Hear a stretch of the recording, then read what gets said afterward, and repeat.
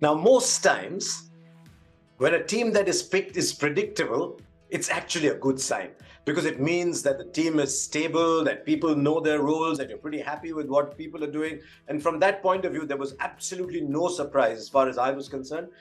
The morning the team was picked, I had picked what I thought would be the 15, and every one of those was in there. But which were the places that were up for grabs, maybe, that could have been discussed? One was the fourth bowler. I think India tried Avesh Khan, but we discovered that he's still maybe work in progress, maybe his peak is still ahead of him.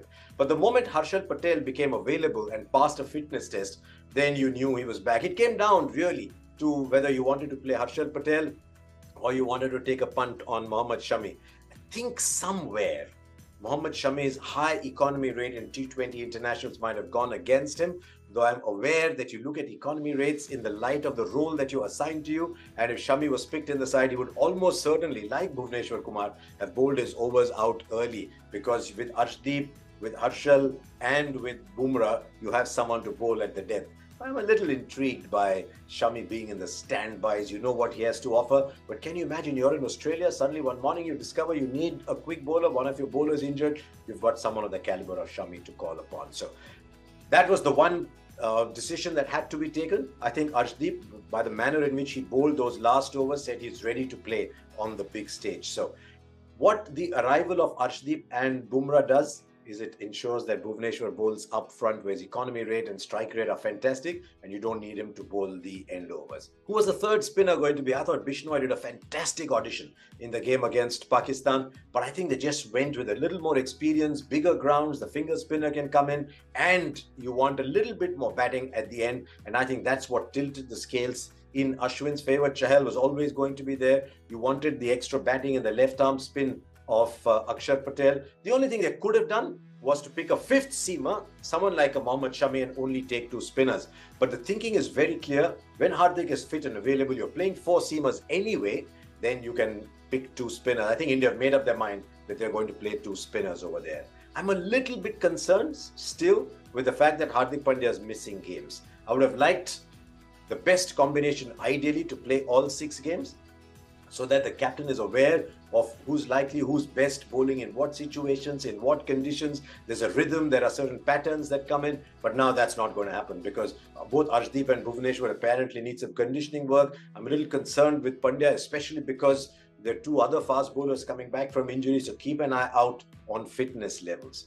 There's one other question that I think India have answered by putting their faith in a very gifted young player, and that is Rishabh Pant. Should India have just picked Dinesh Karthik, picked another batsman and used KL Rahul as a reserve player? Because they've tried Rishabh Pant in different roles. I think it's pretty clear he's not going to be top 3. Surya is going to be top 4. So they've gone in with Rishabh Pant's promise and said, look, he's done it before and in different formats at different levels. So they've gone in with the left-handedness and the extraordinary promise of Rishabh Pant. I'm very happy that they've kept faith with Deepak Hooda. They asked him to open the batting, they asked him to bat at 3, they asked him to play the finisher's role. Whatever they have asked of Deepak Hooda in the form he is in, he's gone and delivered. He's always plus in the field. And I think he is in here, in many ways, as an insurance against Hardik Pandya. Hardik Pandya wakes up one morning, the back is not going, then you can play 5 regular bowlers, but you can also then play Deepak Hooda and ask him to bat at number 5, which is Hardik Pandya's position, and then have Dinesh Karthik at 6, and the 2 spinners to follow. I'm delighted that Dinesh Karthik still finds a place, but I think we have to measure Karthik by the role that he performs.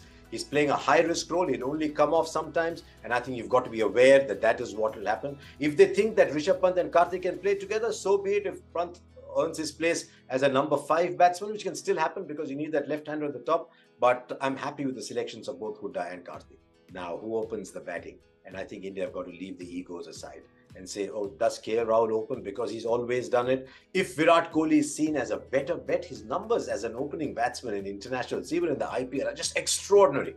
And so if the team management thinks, look, Virat has to open, then he must open. Sometimes you change positions because somebody can play well at number 3 as well. But I think Virat Kohli as an opener just goes and sets the pace. And this is not any slight on KL Rahul. So that's the other big decision to be taken. Where does Virat Kohli bat? And I hope these 6 games and the warm-up games allow you to come to that conclusion, because there is no easy start, and you're not playing an A2 qualifier up front, you're playing Pakistan up front, and that means you must know your formations. The one thing I will tell you though is there's 40 days to go before the start of that game. There's a lot that can happen in those 40 days. You've got these 6 games and the warm-up games, but I think India have got to believe they've picked the best possible side. The Sanju Samson might think I should have been in there. A Shreyas Iyer or a Mohammad Shami might think I should have been in there. I think a Jadeja would have strengthened the team. But I think all those moments are past. I think this is now, all things considered, the best team that India could have put out in the park. What I will say